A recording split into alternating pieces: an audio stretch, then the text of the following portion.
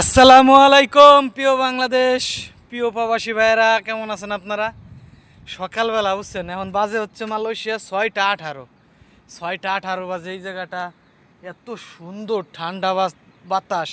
সকাল 6টায় সিয়ারি খাইয়ে বাইরেছি 5টা 50-এ, 44-এ বেরিয়েছি। হ্যাঁ, 5টা 44-এ বেরিয়েছি। কামে যাইতেছে আর কি হাইটে।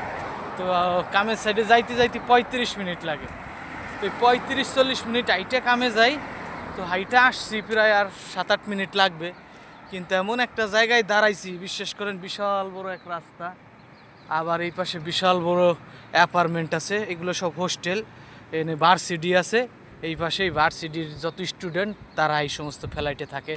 অনেকে ফ্যামিলি সহ থাকে, অনেকে ফ্যামিলি ছাড়া থাকে, পৃথিবীর বিভিন্ন দেশের। তো যাই হোক, সকালবেলা আজকে এতটা শান্তি লাগছে। এই জায়গার যে বাতাস, ঠান্ডা যে আবহাওয়া, এইটা বলে বোঝাতে পারবো না আপনাদের কাছে যে আমার কাছে কি পরিমাণ ভালো লাগতেছে।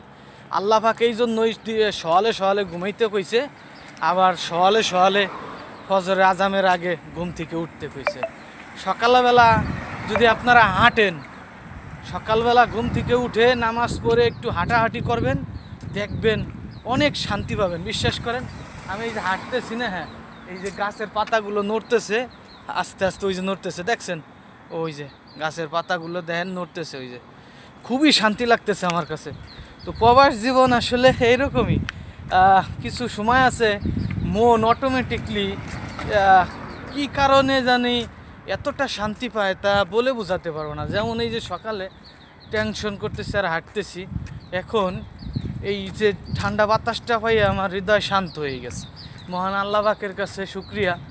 আর রোজা তো বেশি নাই, রোজা 3টার মতো আছে মনে হয়। আলহামদুলিল্লাহ, সবকটা রোজাই আছি। দোয়া করি সবাই ভালো থাকুক, সুস্থ থাকুক, দোয়া করবেন প্রবাসীদের জন্য।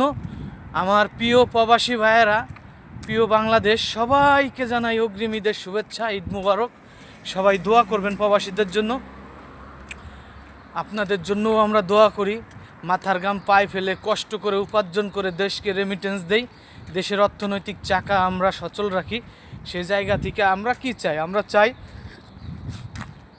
দেশ ভালোভাবে চলুক, শান্তির সাথে চলুক, এটাই আমরা চাই।